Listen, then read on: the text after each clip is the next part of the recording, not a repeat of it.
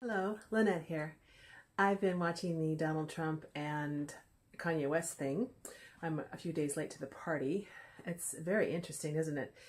The best part of it has been watching the left go completely batshit because somebody left their liberal plantation and they're upset.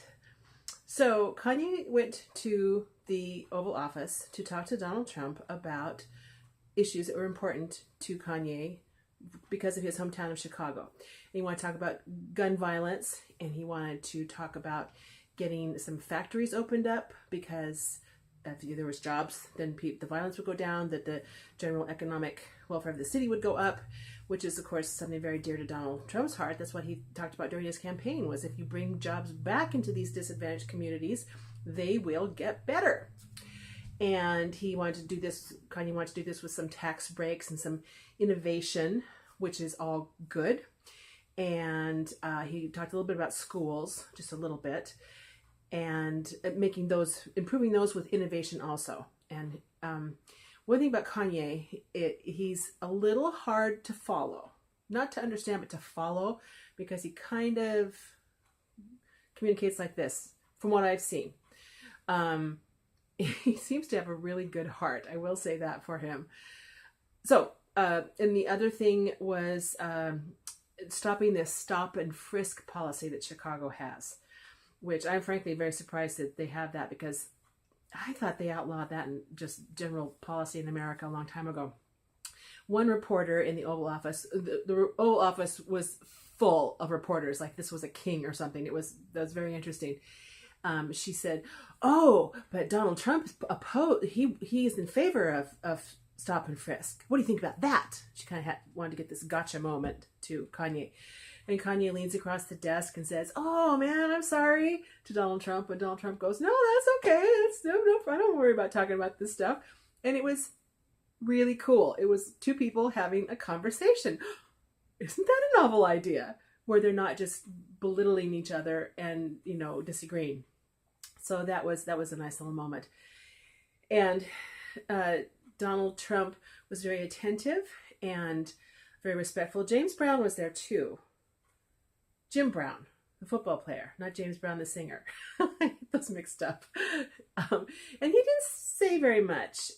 He's older, and Donald made a point of really, at the end of the Kanye kind of conversation, he made a point of really addressing Jim Brown.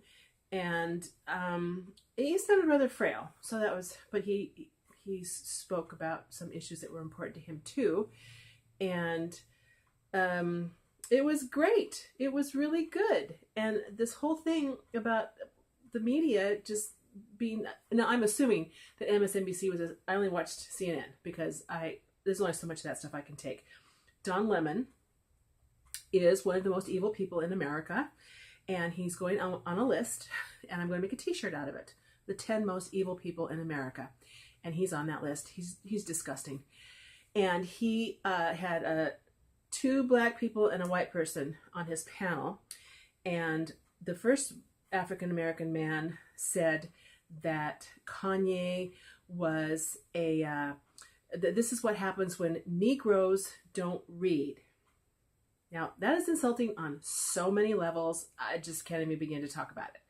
And then the black woman that was there, who apparently used to be a Republican, but she's not anymore, she said how this was he was just the token Negro to the White House. Again, racist, just outright racist. And Don Lemon, bless his little heart, he said this was like watching a minstrel show. It's just the hate and the venom that comes out of these people is really kind of over the top, don't you think? So I think it's all good.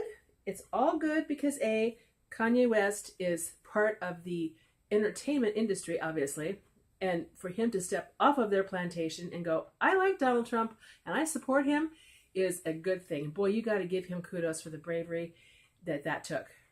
We're looking at absolute courage. He could see his career go in the toilet. They are so adamant about quashing anybody who steps, out of the lines.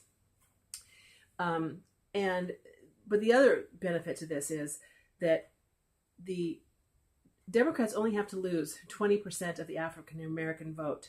So if Kanye can make some people see sense that there's good things happening under this administration, and you don't have to love Donald Trump. He really likes Donald Trump, which is really cool. There's just not that many people out there in the entertainment industry who will come out and say that. It's wonderful to give us poor peons a voice. But if he can change some minds, 20% of the African American vote is, you're just not looking at that many. 20 people out of 100 whose minds he has to change, okay?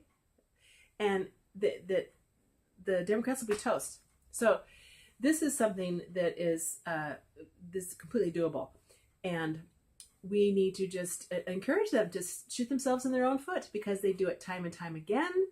You know, just one Democratic person after another saying horrible things about Trump supporters, and their whole Kavanaugh thing where they acted like drug-crazed fiends.